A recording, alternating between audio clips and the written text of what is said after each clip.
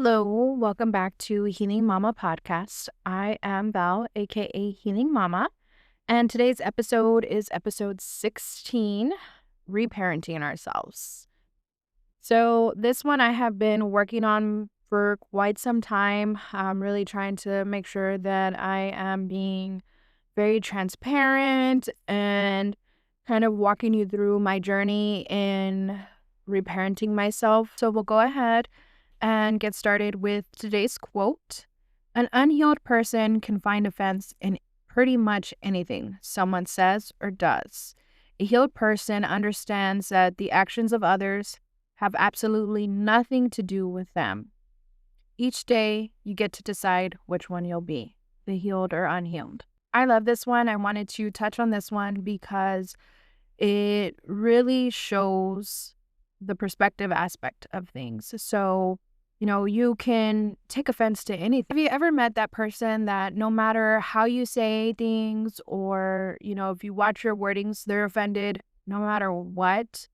That's because something inside of them is unhappy, and a lot of the times they're miserable. So in my healing journey, I've learned that, other people are going to, not necessarily be happy all the time, and their actions don't reflect who I am or how I should respond to things or how I should see them, in terms of if I need to change things on my end. If they're unhappy, then that's on them. If they are feeling some type of way or offended, then I need to let them be because that has nothing to do with me.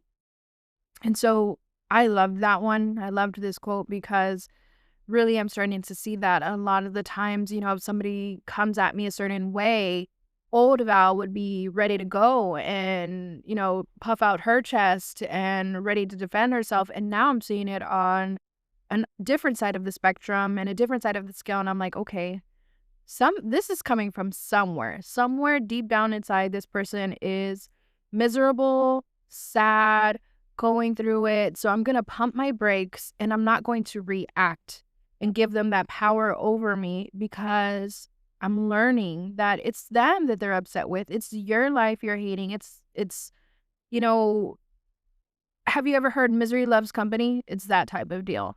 You're miserable, you're unhappy, and you want everybody else to be like that around you. And so it does it's energy. It's going to try to get to other people. But if you're protected and it's not you that they're upset with, or it's not your energy to take. And sometimes what I'm learning is that sometimes I do feel anger or I can feel anxiety, and I know that there's no reason that I should be feeling that.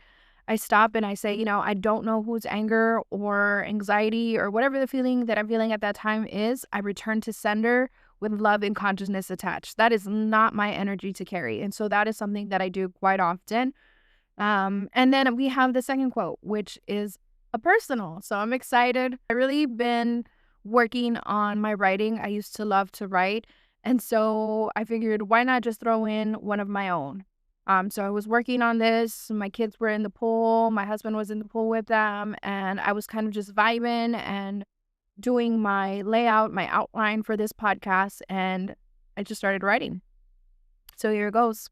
Pigeons are like unhealthy people, requiring many, usually in packs. You rarely see them flying, always on the ground.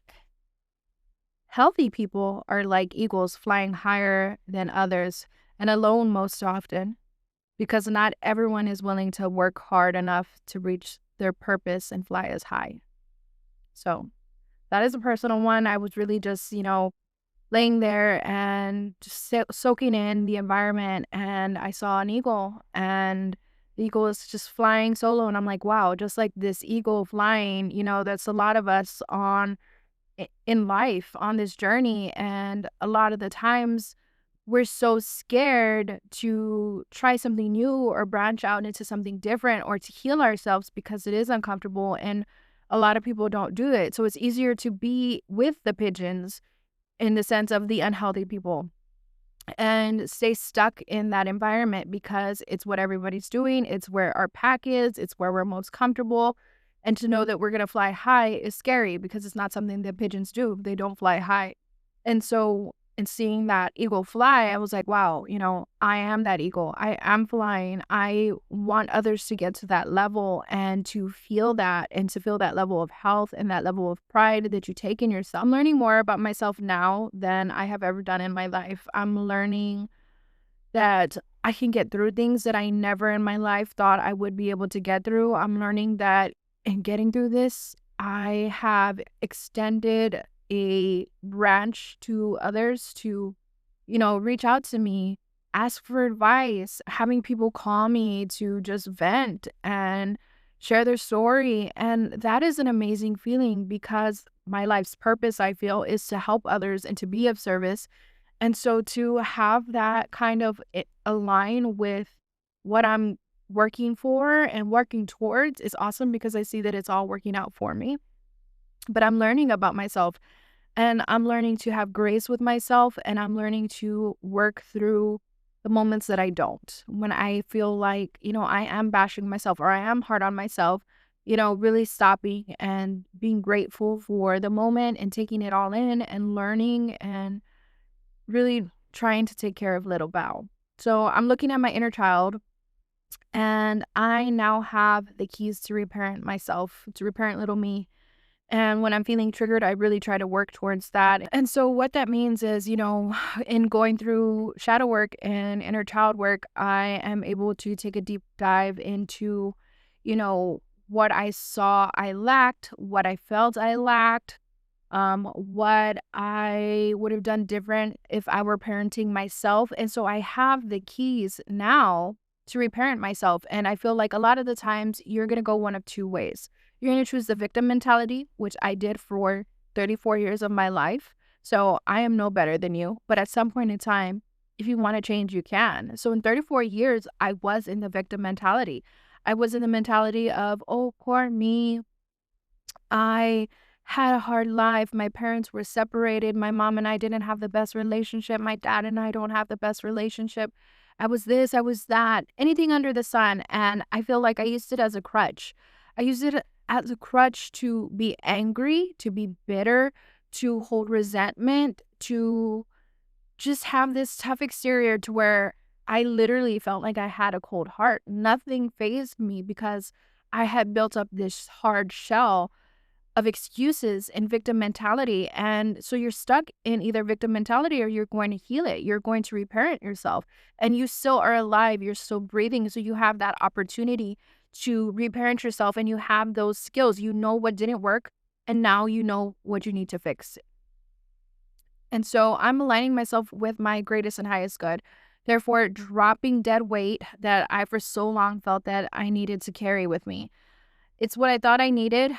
So having to learn to trust myself and walk in my peace is breaking soul ties. And I know we kind of talked about that last week, and that is hard. And so I'm also reparenting myself in that aspect. I'm saying, hey, for so long as a kid, as little Val, you didn't get the love and protection that you felt you deserved. And so now my key is to reparent myself. And now I know I have to protect little Val. I have to take care of little Val because I didn't feel that. So I have to protect her. That's my job. And this is how I'm healing and growing as a person and how I'm not going to continue to stay stuck in old patterns or in a victim mentality because I know what I need to do to fix it. So they say you don't get to choose your parents, but I truly, truly from the bottom of my heart disagree and what I've been learning throughout my journey. And so I believe we pre-selected our parents before we came down to earth to learn and take away from a parent-child relationship, whether that's good or bad. And I have often heard, and I maybe have said it in the past, before I started my healing journey, is you don't get to choose your parents.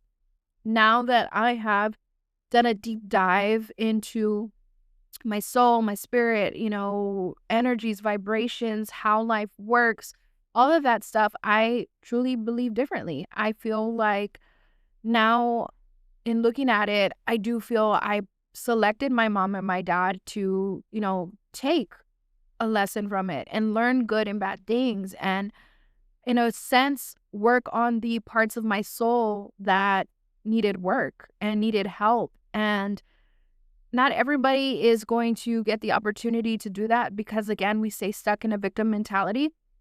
but it is available to you. If you're like, hey, I'm tired of living this life day in, day out, and nothing is changing, same old, you have an option. You can change. And I know a lot of people are going to disagree with that and say, you chose your parents.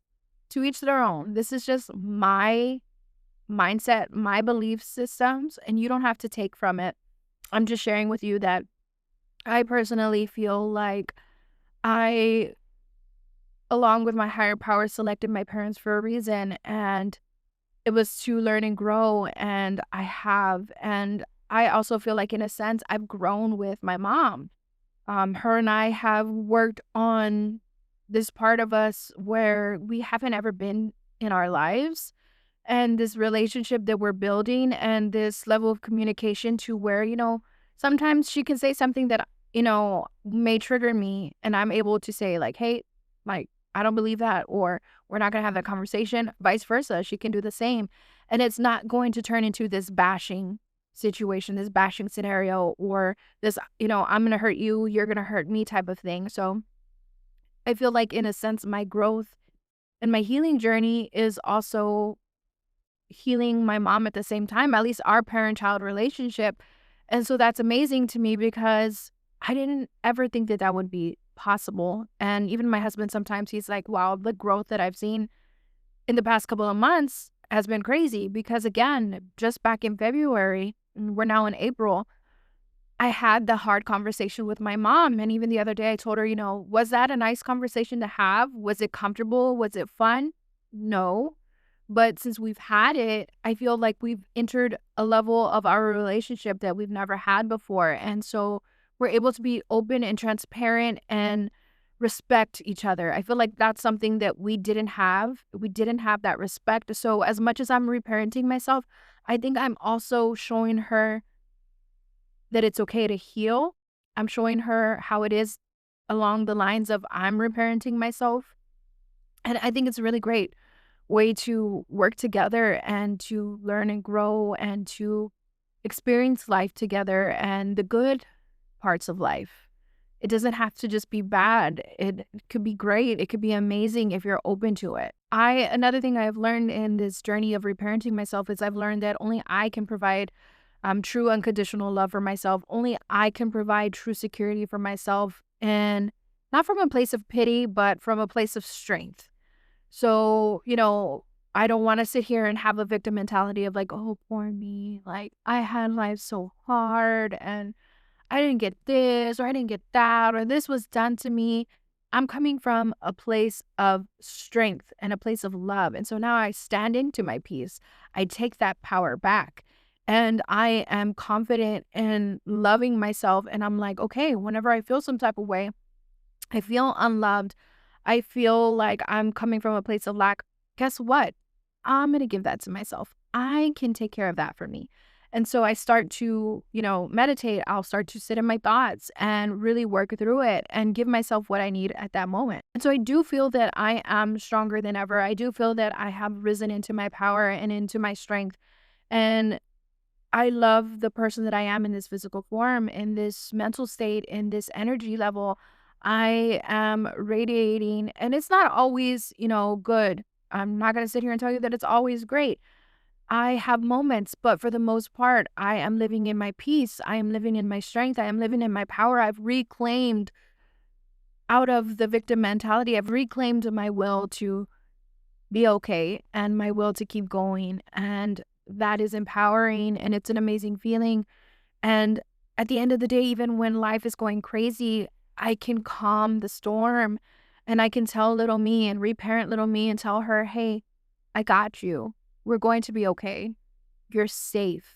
So it's this constant journey of me being in communication with myself more than I am with anybody else. And in the beginning, it sounds weird and it seems crazy because you're so not used to taking care of you, and you don't realize that even though you could be 30, 40, 50, 80, and you still do have little you inside of you. So taking care of little you and protecting little you. And so learning to develop that level of communication with yourself. And it's a different level of communication because you're not getting any responses back, but you get the response back from, does my heart feel content? Does my soul feel at peace? And that's all the response that you need. And you know that you're taking care of little you, and you know that you're doing what's best for little you. So you are reparenting yourself, and you're creating an amazing life. People stay stuck in their childhood, in their pain. They never grow past it, and they only hold themselves back from the opportunities that they have in this life if they were to heal. So they stay in anger, they stay in hurt. And back to the quote, it's something that they're going to betray on others. You're angry, you hate your life, you're miserable, so you're going to put that on other people. But if you're healed, you're going to want to extend that branch, and you're going to want to, as much as you're healing, share your healing journey and have other people really try to grow and love themselves, because you're like, hey guys, this feels amazing. Like, I want you to feel like me. Versus if I'm angry and I'm bitter, guess what? I'm going to walk into a room, I'm going to be pissed off. I'm going to change the energy in the room because people are going to feel that energy. Versus if I walk into a room and I have loving energy, a peaceful energy, people are going to feel calmer, safer around me.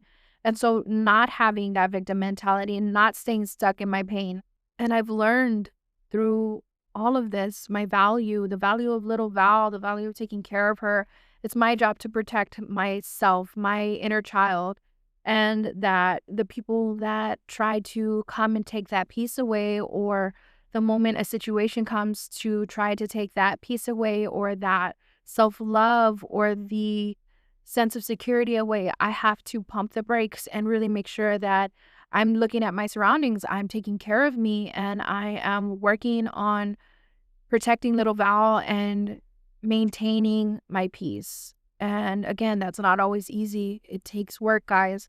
But if I can do it, you can do it. I have come from sexual abuse, verbal, physical, domestic violence, relationships that have not been healthy. I have come from it all. I've come from it all, and I am finally living in my peace, living in my power. So if I've been through those things, then you can heal too. You can work on yourself. You can forgive yourself. You can learn to take a step towards loving yourself and protecting yourself, because at the end of the day, that's all that matters. You cannot pour into other people unless your cup is full. And that's really, truly what it is. You can't be the best version of yourself. You can't be the best wife, the best mother, daughter, granddaughter, niece, whatever it is, friend, until you take care of you and you take back that power so that you can help others and you can be happy in life and be successful, and everything will just fall in line. I promise you, everything will fall in line. If somebody told me 15, 20 years ago that I would be living the life that I live and feeling the way that I live and not be in constant agony and in constant pain and hurt, I would say you're crazy, because I carry that with me, the hurt, the pain, the anger, and I would never be able to think that a life like this is possible, a life of peace, and everything else falls into line. I am living an amazing life, and you can too. And I just want you to know that I'm here for you. I'm going to continue to say that every episode. I'm here if you need somebody to talk to, if you need somebody to vent with, if you just want to share your story and just have somebody listen with no response. I'm here with no judgment. I promise we can get through this together. And so that wraps up this episode. I love each and every one of you guys. I appreciate you all from the bottom of my heart. Thank you for listening, watching, streaming, however you're streaming. We are streaming on Facebook, YouTube, Apple Podcasts, Spotify, and Podcasts also. We have numerous options for you to listen in, tune in. But again, I appreciate you all for giving me your time and just for listening to me. And you guys have helped me through this journey with comments, with messages that come through to my DMs. I appreciate you all from the bottom of my heart. And I send you so much love, peace, joy, and I hope you have an amazing day. Until next time, have a great one, guys. Bye.